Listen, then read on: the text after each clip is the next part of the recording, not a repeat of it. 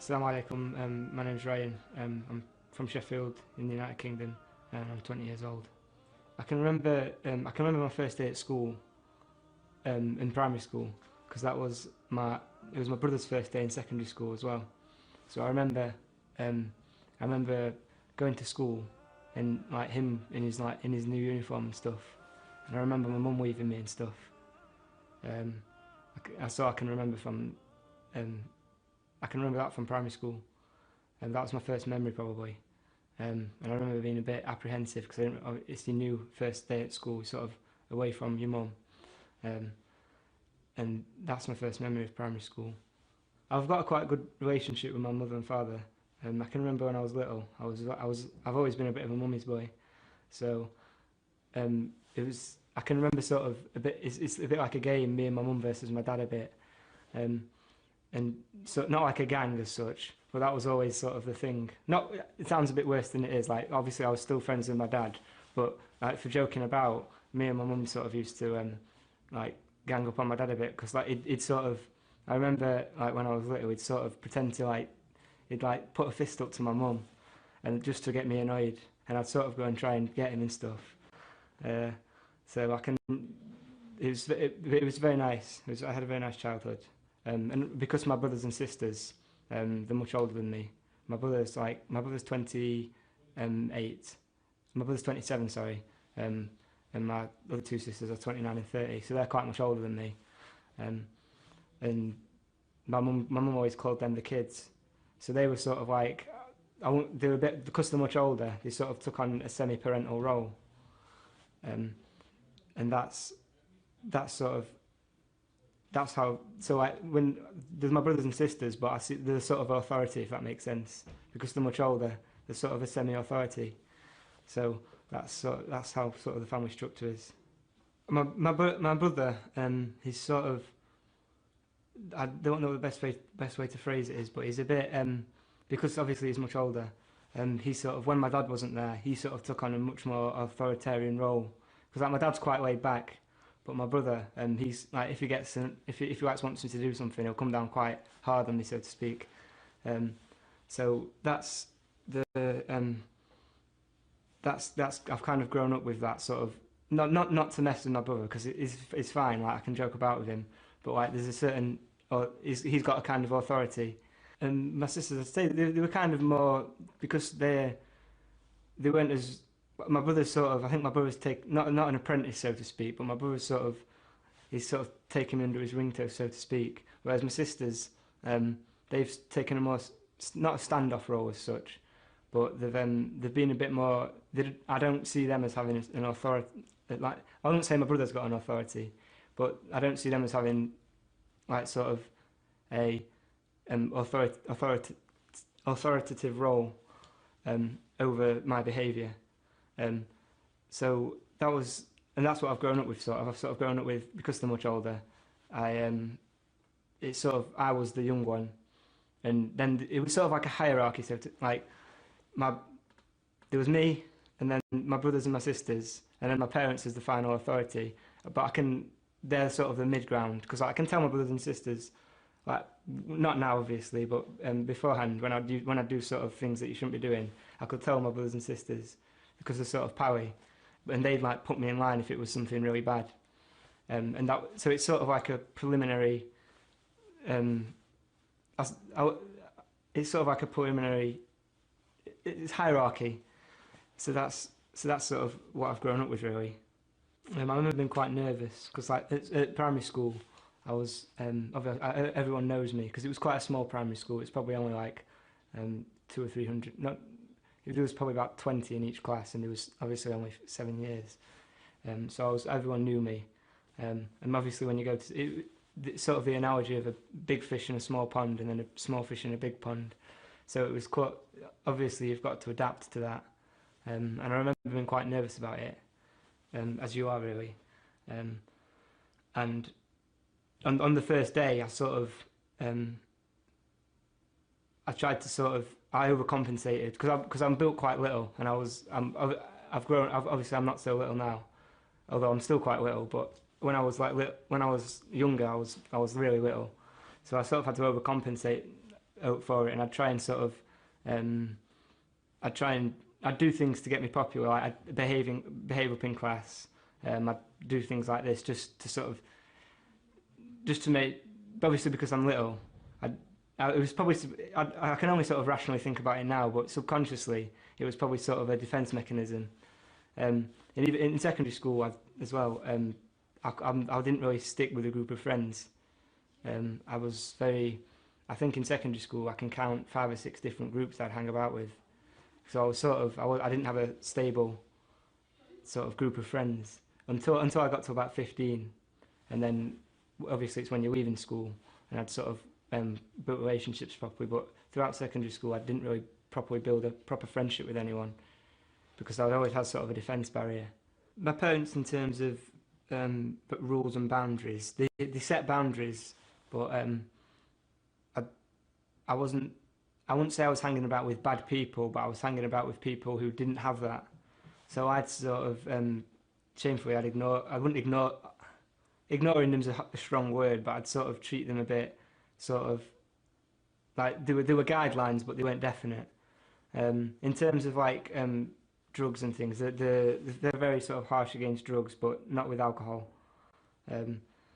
So I suppose, in terms of boundaries, they set them, but I saw them as guidelines as opposed to definite, like, strict boundaries, whereas they probably set them as definites.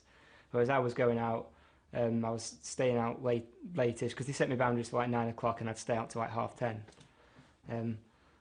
So that's, and they'd tell me off, but not severely. It'd just sort of be a slight reprimandment where, when you're a teenager, I sort of was like, oh, well, if that, you sort of, you learn by punishments and rewards, or at least I did. So because I couldn't see a punishment as such, I'd think, oh well, it's not that bad, so I can continue to do that. My parents, they're not very religious really. They do Christmas, it's sort of typical British family. They celebrate Christmas, they like Easter eggs, etc., etc. But they're not very. They don't sort of have a connection with God.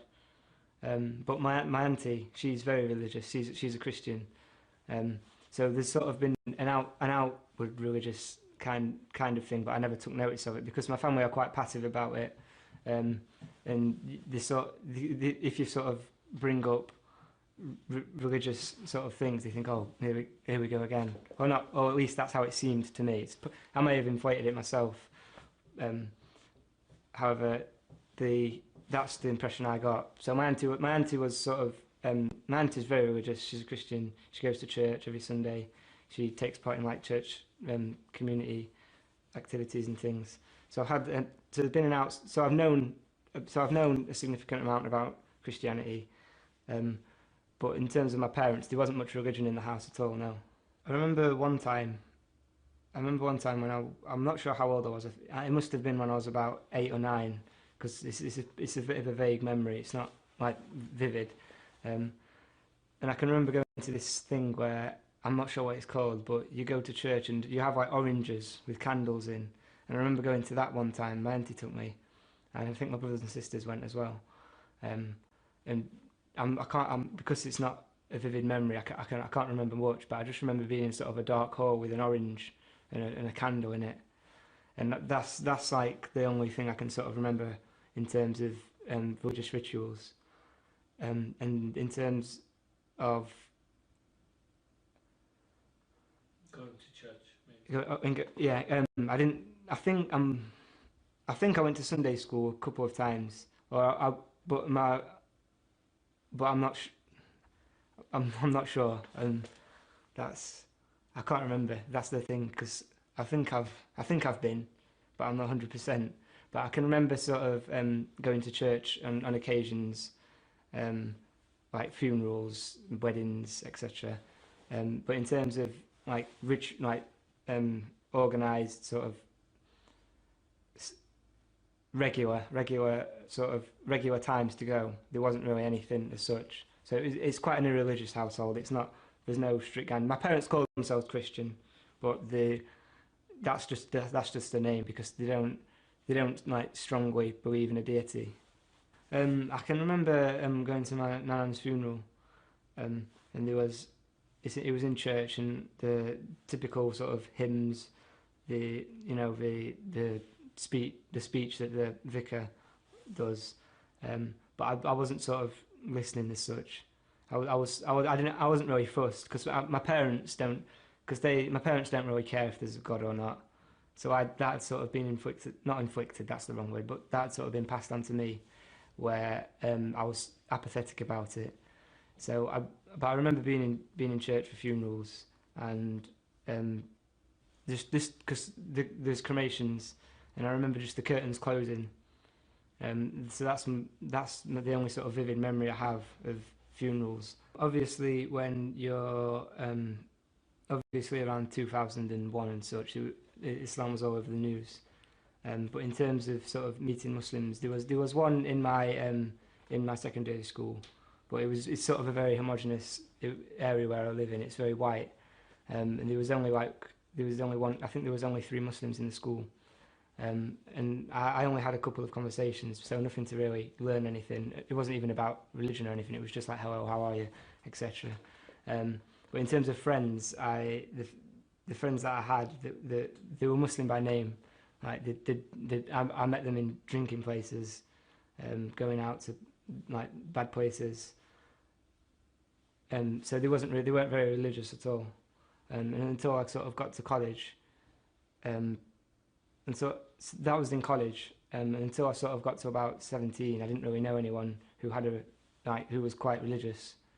And then there was only 1 or 2 people who I'd have conversations with here and there, but not discussing religion or anything. But when I got to about 17ish, I got in I had a group of friends, where we sort of, and this is where I sort of did things like do drugs and drink quite a bit, and I remember in terms of that was the sort of being around them sort of people and having them sort of experiences. I wouldn't say open my mind, because it doesn't open your mind, but it sort of opened a sort of, because the things that you're told, you realise that they're not necessarily how they are. So that sort of opened my eyes to think, well, this isn't how everything's said. Then what about other things? And I sort of got very. You obviously go through phases, and I remember being an anarchist at one point, quite passionately, and a communist as well. So it was sort of, like going through phases that you do, and trying to sort of find not a purpose as such, but sort of trying to find a set thing where you can stay with it, and then that's it. And strongly believe something as well, because I think everybody needs something that you strongly believe in, just to sort of ground you, and to have a base as well, where you need boundaries for yourself as a human being.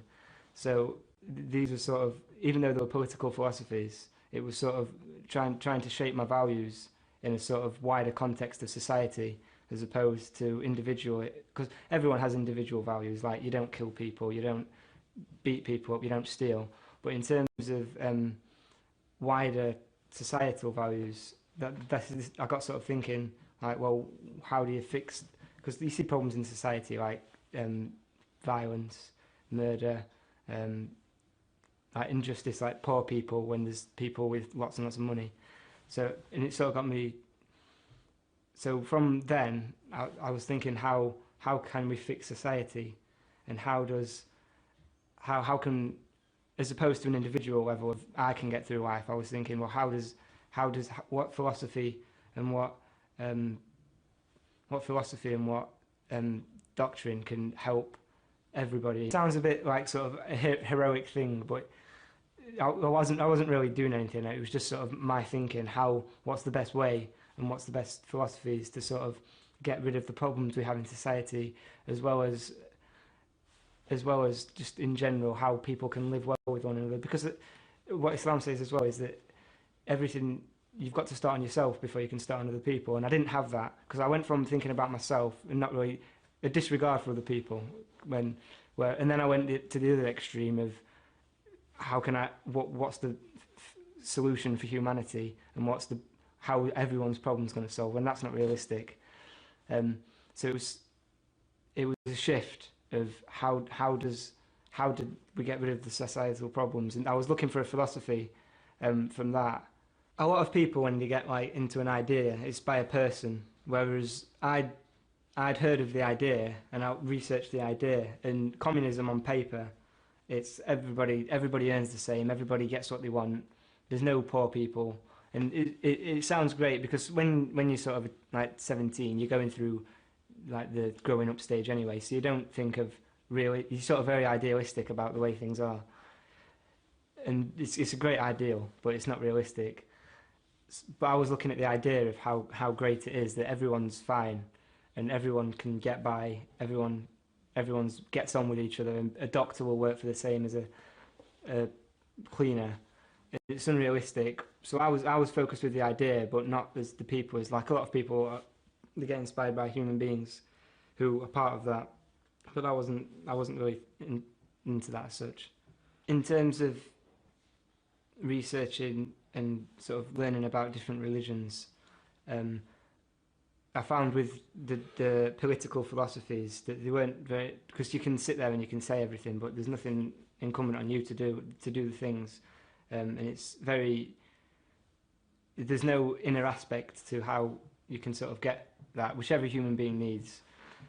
So essentially I got a book on all sorts of different philosophies, all sorts of religions, philosophies, well, different books actually.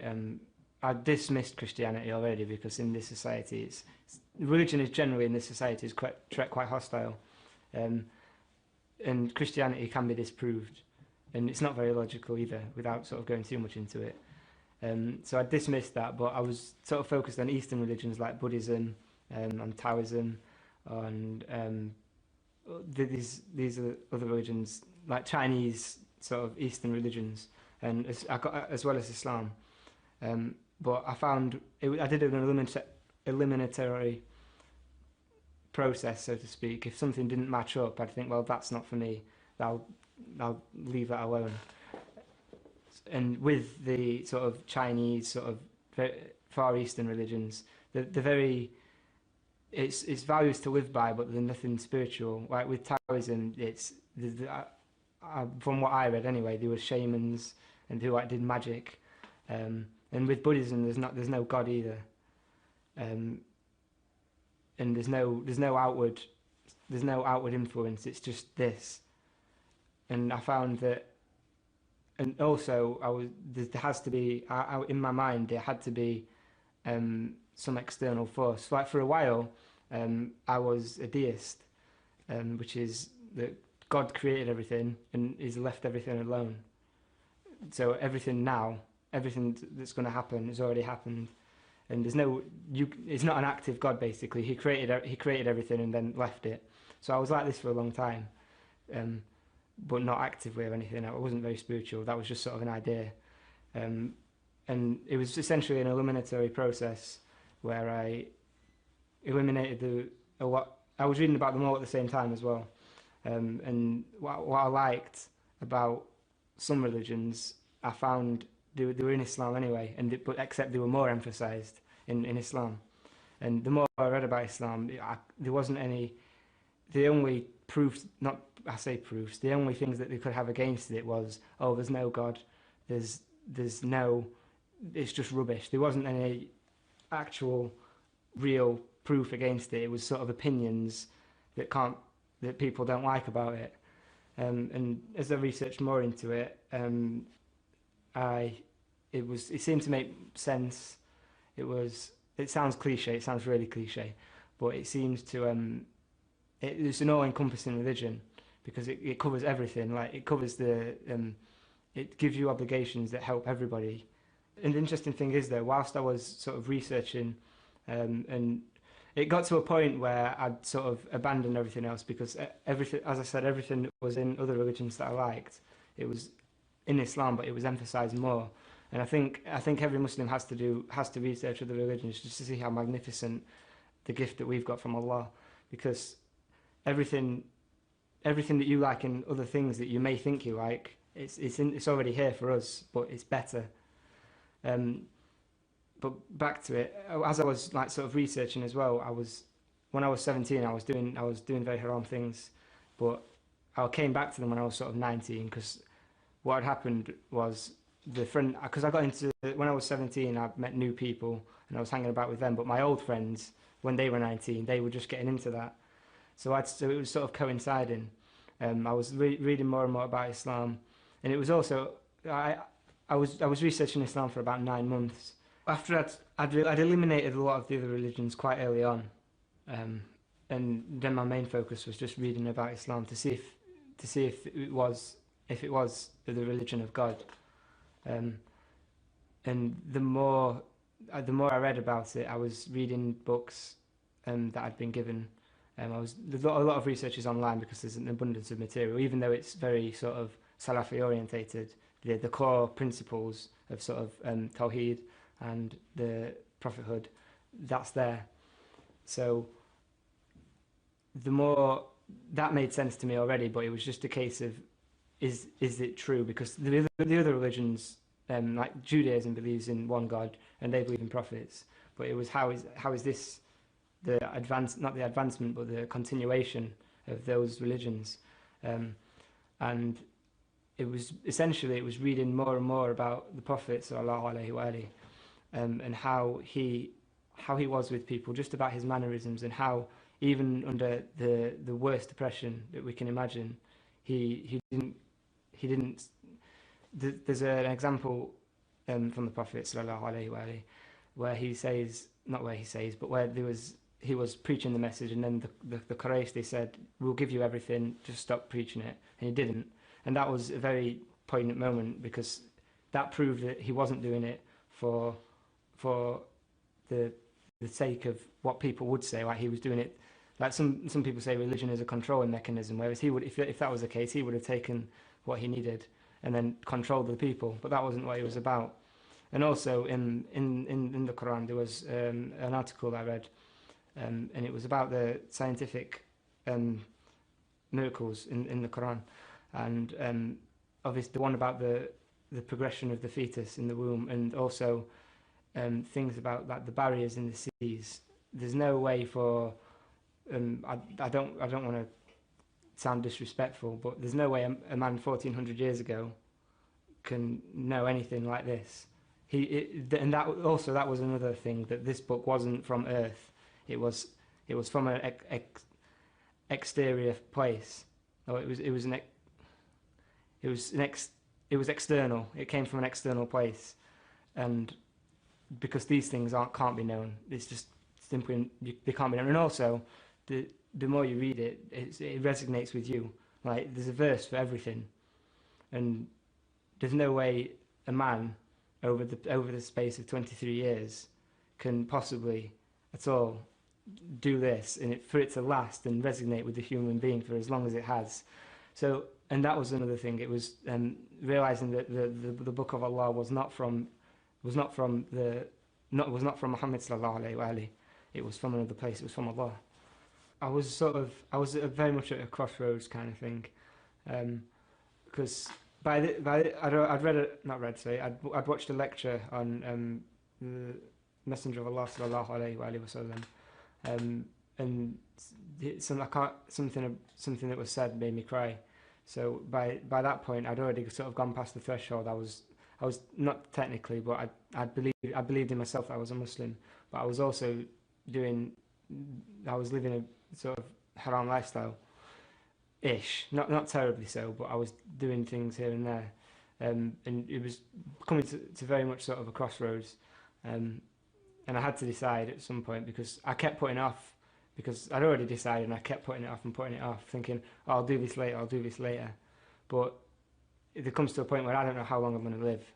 I could die tomorrow, you could die tomorrow, anyone could die tomorrow, and if you don't make that, if I died in that state, then I wouldn't be a Muslim. I hadn't said my shahada, so that was me done.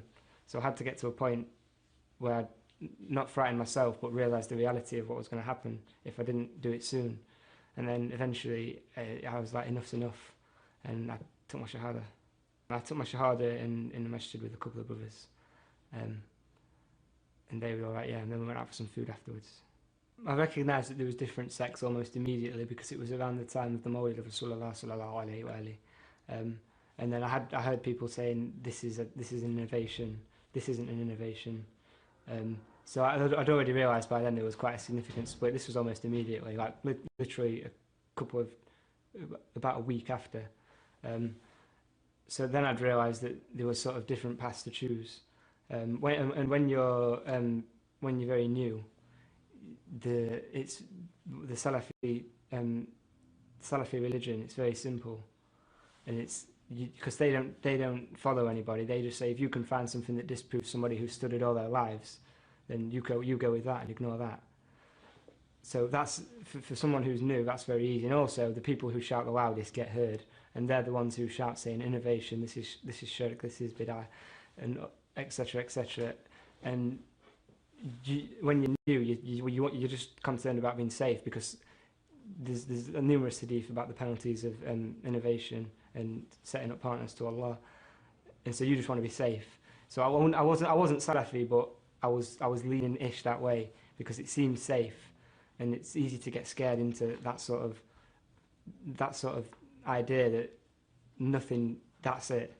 But I found that it's unspiritual. But at least I found that anyway. I can't speak for everybody, but I found it lacks spirituality for me. Probably about 5 months. It was probably about 4 months later.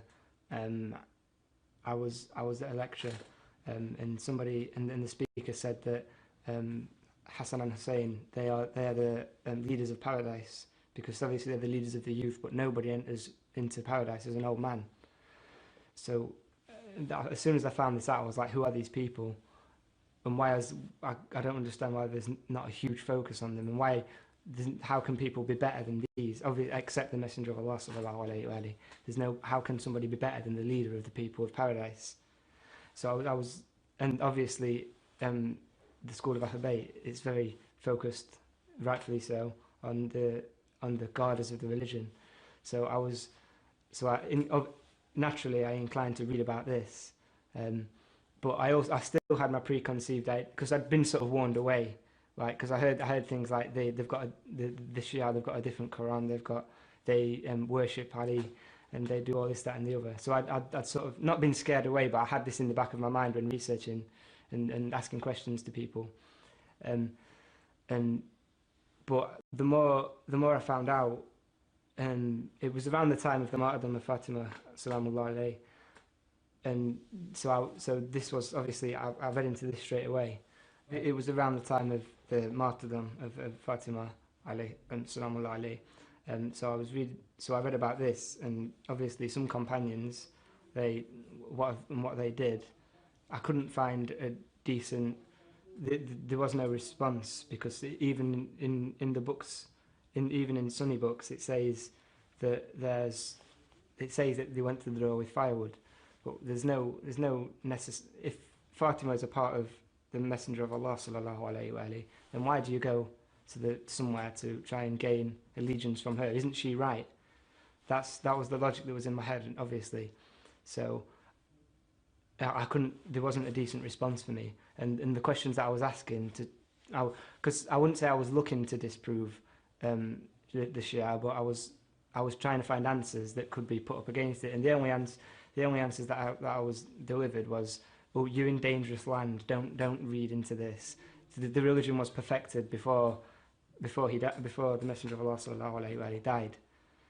I got in contact with a friend who was a Shia, and he took me to a majlis, and I went to that. That was actually the majlis of the martyrdom of Fatima Salamullah alayhi. So I went to that, and then afterwards we went to the Shia Centre in Sheffield, and I got a book called Peshawar Nights, and I read this book whilst also looking for things to say. I was looking for answers to what this was saying, but I couldn't find any because it's all in Sunni books, and what has happened is it's recorded in everyone's books.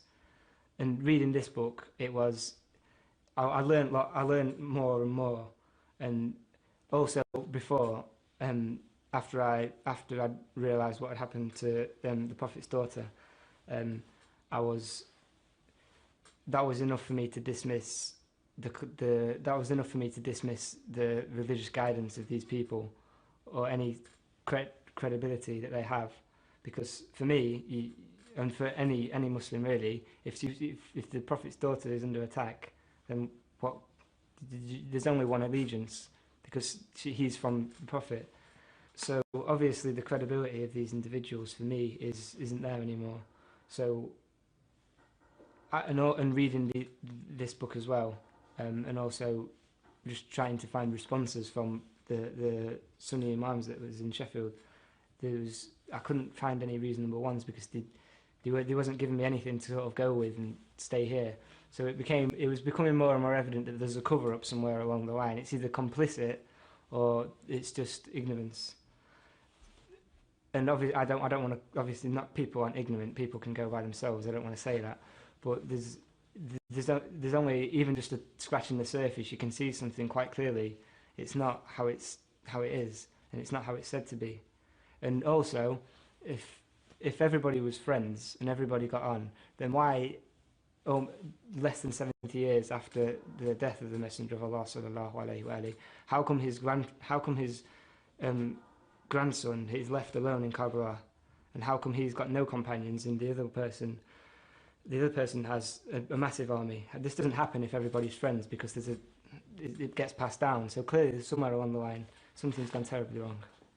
And all these things, it's too much of a coincidence. And also the arguments, it's either one school is the creation of a Yemeni Jew who would have been dismissed immediately, 15, and also a lot of Shia, the Sayyids.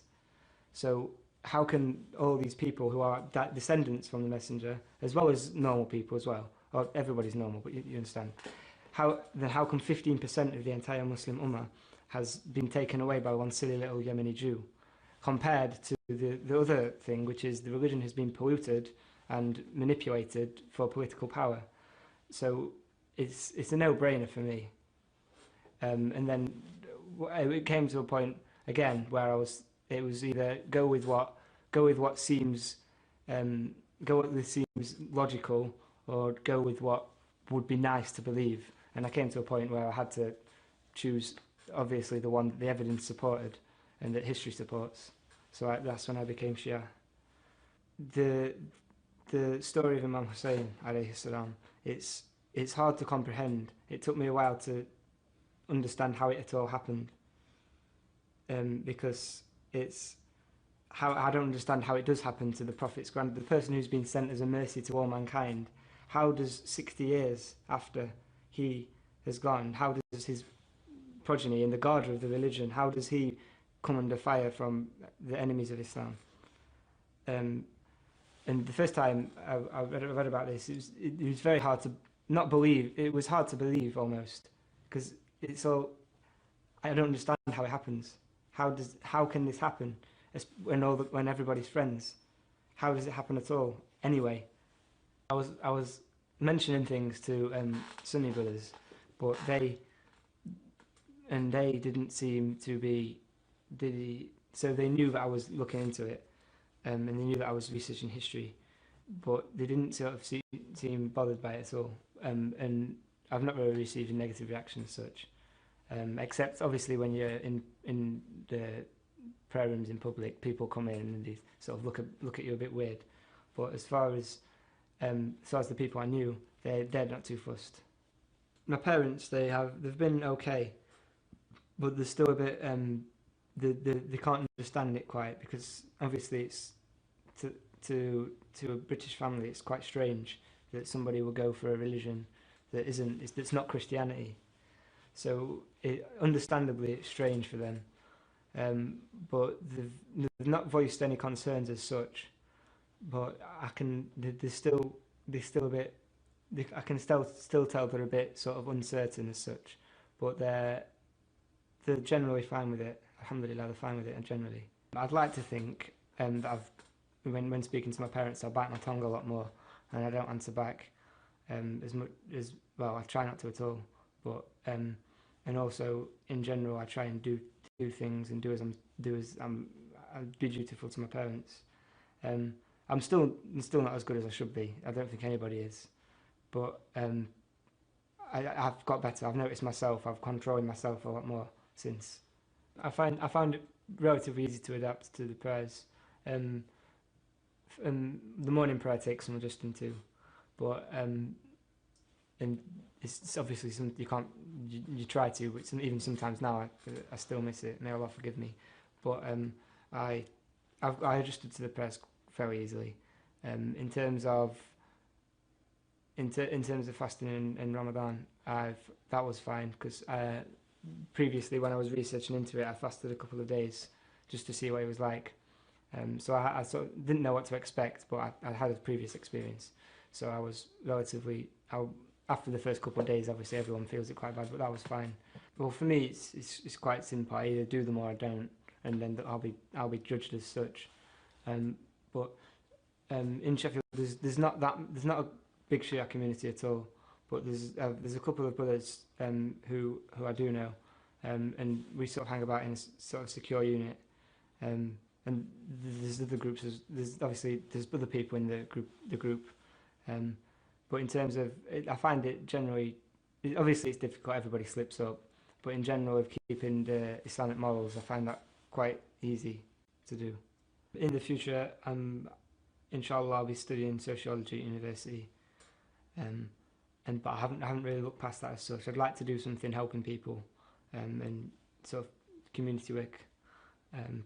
But I haven't thought as far as that. I'm just sort of trying to get to university at the minute, and then inshallah after that I'll get a job helping people who are not mentally damaged but have had bad experiences, and to help them through life really.